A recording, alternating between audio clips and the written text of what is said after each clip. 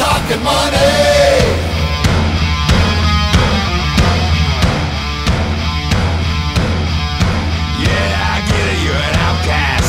Under attack, always coming in last, bringing up the past. No one owes you anything, I think. You need a shotgun blast, a kick in the ass, so paranoid. Watch your back! Let's get back to action with Talkin Money and your host, Jeff Tarbell. Right. How are you doing? Hour number 2 of 2. This is Talkin Money. My name is Jeff Tarbell. I'm in the right seat. In the left seat, flying a co-pilot. Go ahead. PAL Airlines. Yeah. John Fotoraro. PAL Airlines, which is a legitimate business venture and will be coming out soon to a city near you. This city. Chasing powder. That's for another thing. Let's see. 339-1140, 1-800-920-1140. We got a couple phone lines open if you want to jump in. We got a guest going to join us in the first after the first break. Talk a little bit about a mortgage talk.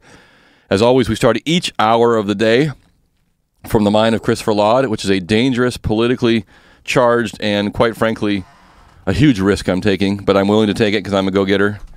So Christopher Laud, hour number 2, let her rip.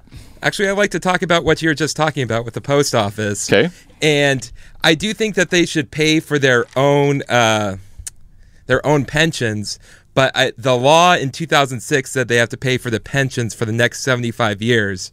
So so they have to be responsible for someone who's going to retire at 60 in 75 years, meaning theoretically that someone is 15 years from being born. So I think this is kind of like a hinky sort of... It is. Just, look how badly they're doing. They can't make any money. Well, of course, they're set up to fail already. So, I mean, if we were to get that fixed, obviously the post office has a lot to fix, but it's kind of a hinky way of how it's getting portrayed as not making any money. Totally and I agree. think, unlike most of government, I think it's doing pretty well for what it's doing. So compared to mostly what other government programs are doing. So if you had the choice right now, would you cut them loose and just let them do their own business? Because I think that's what they want. I think so. And what if your stamp was $1? Then they're obviously going to be having to put into a situation where they're already trying to make money, which I think are good. You see the new ads where they're saying, if you want your promotion for your business out there, 15 cents for a letter, and we'll go and mail it out to everyone you want. So I think they're coming up with good ideas. You know, I agree. I think the post office is one of many issues. I think they're the ones that have the greatest potential for making revenue and getting themselves straightened out. And Chris is right. There's a long discussion there about why they're quote unquote losing money and what they're forced to do with their retirement funds. So again, they're being run by people who don't run businesses. And there you go. Some people who don't run the housing business, some people who don't run anything successful, and other than, well, not even making roads anymore. So anywho, enough about that. 339-1140 if you want to jump in, 1-800-920-1140. You can text me at 441140. We're going to give away right now our Mix It Up gift certificate for a free one-day beverage rental for a margarita machine. This comes in with, let's see if I can read this right here, one-day use of either a one-flavor or two-flavor machine, depending on availability. One batch of in-stock cocktail or slushy mix, 50 cups and straws. You supply the tequila or alcohol of your choice. And if you want to do that, we will take the first caller at 339-1140, 1-800-920-1140. You got to live in the Sacramento area because they're not going to bring it down to middle of nowhere or upper nowhere or east nowhere. They got to be able to get it to you and get it back in the one-day rental. So if you got a little party coming up or a little event, maybe you want to watch some boxing on pay-per-view, and of the 1.5 million of you, and you can throw out the margarita machine there, and you can do that as well. And then we're watching a little NHL hockey right now. Always good with hockey is any kind of a slushy margarita mix. So if you want that, 339-1140, you live in the local area, we will get your name and number and get you out a Mix It Up gift certificate, your choice. I'll leave some of the mortgage stuff till the break there. I was looking at some housing and some other related things. A lot of housing news, some good news. I did note that the National Association of Realtors, their first quarter numbers for resale homes was the highest in the last 5 years.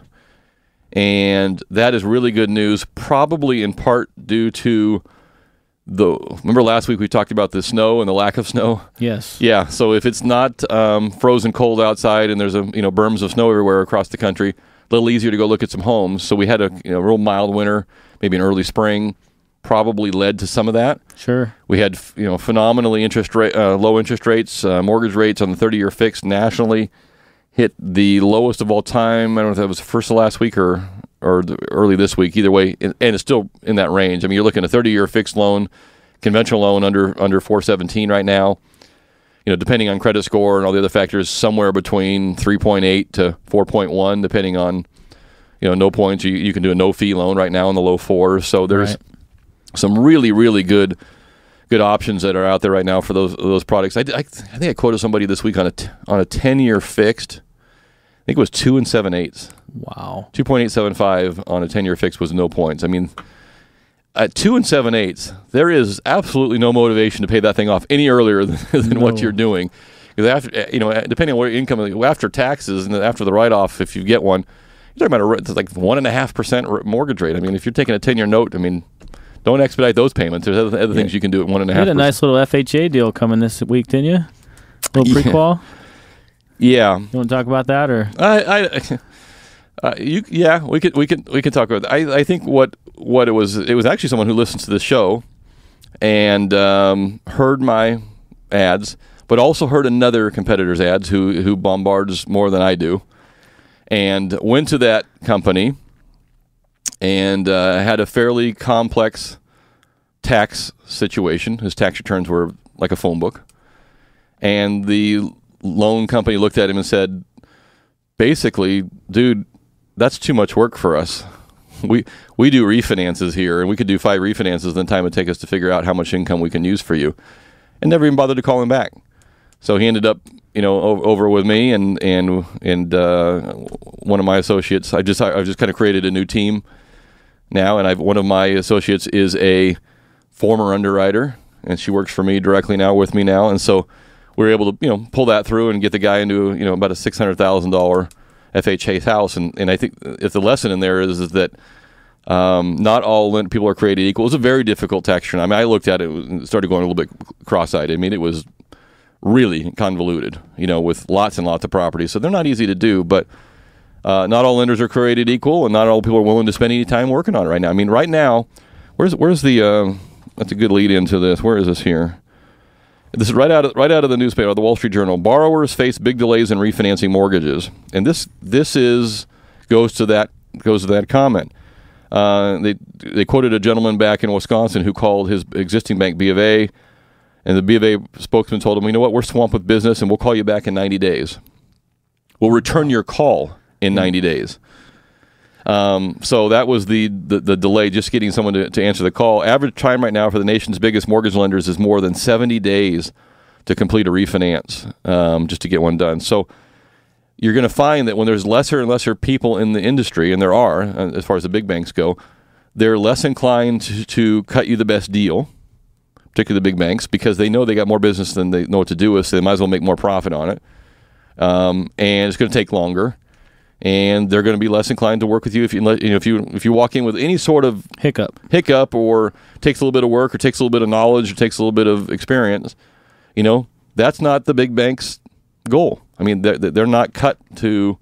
They're cookie cutters. They're looking for the easy slam you in, slam you out, and in 90 days return your phone call. So you do got to look around a little bit, and not all are created equal. So that was a good note out of there. Looks like we got is Frank on hold there? We got him there. Let's see if we can pull him up. Maybe we can do this before the break.